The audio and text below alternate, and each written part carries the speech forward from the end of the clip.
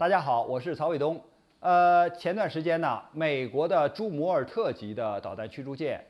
部署到了第7舰队啊，也就是日本啊，因为第7舰队的司令部在日本的横须贺。那么有人呢对此不屑一顾，说你这个朱姆尔特级的这个导弹驱逐舰呢，就是一个烧钱大王哈，造价很高，几十亿美元，但是呢，锈迹斑斑啊，不堪一击啊。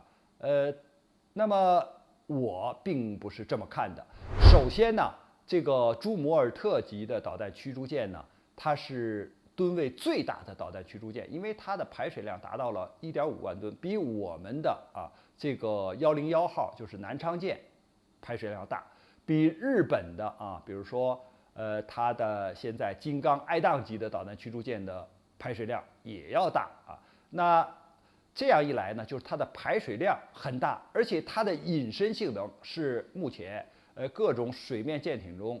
除了滨海战斗舰以外吧最强的。因为15000吨的导弹驱逐舰，它在雷达反射屏上只相当于一个小渔船，也就是它到了你的近海近岸的时候，你根本就没法从渔船里边把它找出来，所以它的隐身性能是非常好的。那尽管有人对它进行诟病，说哎呀，它搭载的这个导弹呢，还不如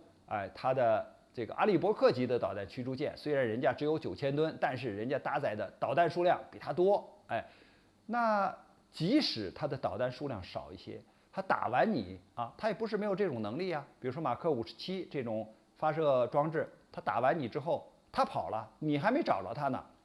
所以它也构成了现实中的这个威胁啊。所以我们必须看到它部署在就是所谓印太地区吧，因为美国推行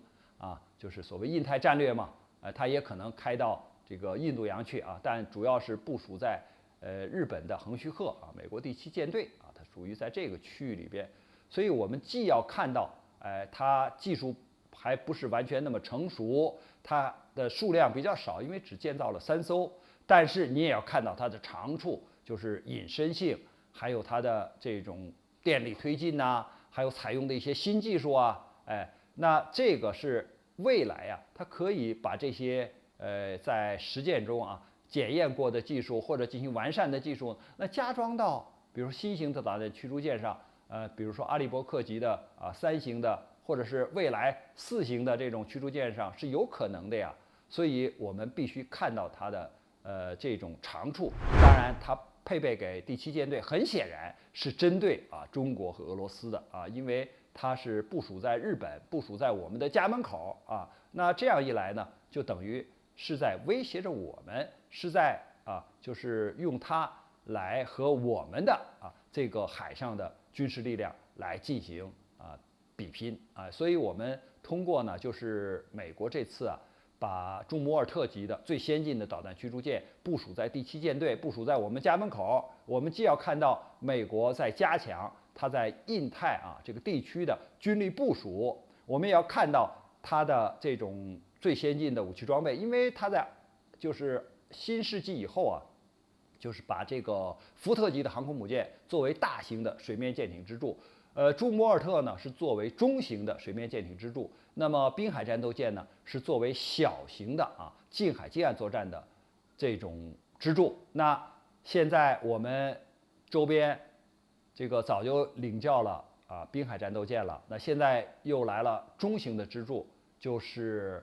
这个朱姆尔特级导弹驱逐舰。那未来实际上福特级的航空母舰现在第1艘已经交付了。那后面第2艘、第3艘也建造下水。那这个后面会不会部署在这个第7舰队，或者是我们的当面呢？我想一定会的。所以我们通过朱姆尔特级导弹驱逐舰在第7舰队的部署，在日本的部署，我们要看到美国海军的下一步的行动和图谋。关于这个话题呢，我们今天就聊到这儿，感谢大家观看本节目，我们下期节目再见。